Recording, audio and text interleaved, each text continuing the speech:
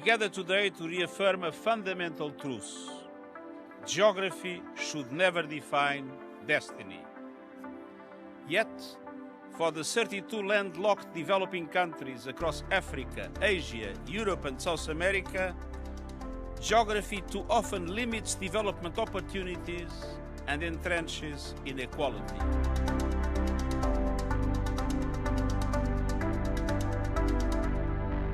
The Third United Nations Conference on Landlocked Developing Countries, held in Awaza, Turkmenistan, convened world leaders, international policymakers and key stakeholders to chart a path forward for 32 landlocked nations. The conference themed Driving Progress Through Partnerships served as a crucial platform to address structural challenges, mobilise investment and implement the newly adopted Awaza Programme of Action. The programme sets out a 10-year blueprint to overcome structural barriers, channel investment where it is most needed, and strengthen the partnerships that can turn vulnerability into opportunity. Здесь, в Туркменистане, мы говорим о проблемах развивающихся стран, не имеющих выхода к морю, путях их решения.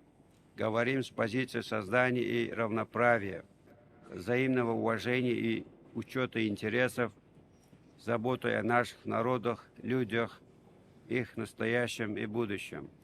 Я убежден, мы на правильном пути и вместе добьемся успехов. Delegates from every region shared how connectivity and cooperation could redefine their countries' futures.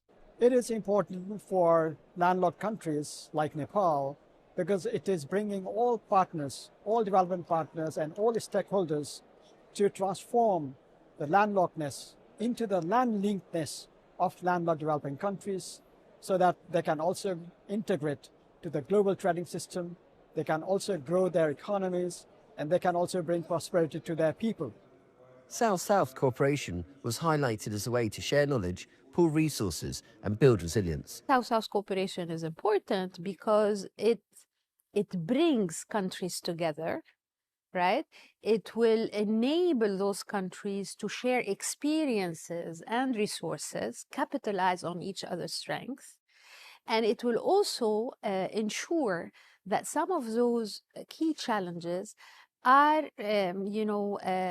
bringing other partners on the table. Specifically when it comes to triangular cooperation, where also the countries can benefit from the expertise of other countries who have been there, done that.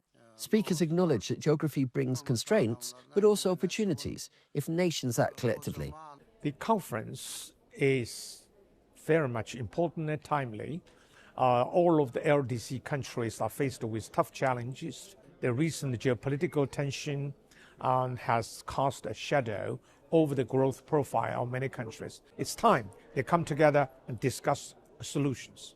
Portugal is here because we need inclusive and innovative solutions for challenges that do not occur in isolation. We strive for common solutions in implementing the Awaza Programme of Action. I would say that consensus is timely and action is urgent.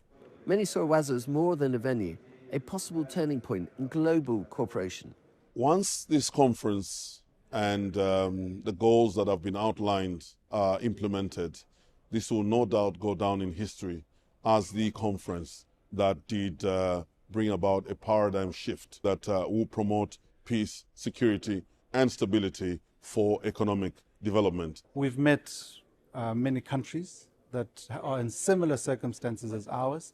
We shouldn't be disadvantaged because of our geographical position. We should look at what our opportunities are and what collaborations can be made. It was a sentiment echoed by Turkmenistan's Youth Forum, who put the next generation at the heart of transformation. This forum was not just discussion, it was a turning point that young people are not only beneficiaries but co-creators of our collective future, as drivers of economic transformation, social cohesion, and international peace. On the final day, delegates endorsed the Awaza Programme of Action, adopted the Awaza Political Declaration, a 10-year plan to drive economic transformation, strengthen regional trade, improve infrastructure, boost climate resilience, and unlock financing. Its legacy will depend on whether the resolve shown here becomes real action that changes lives far beyond Turkmenistan's shores.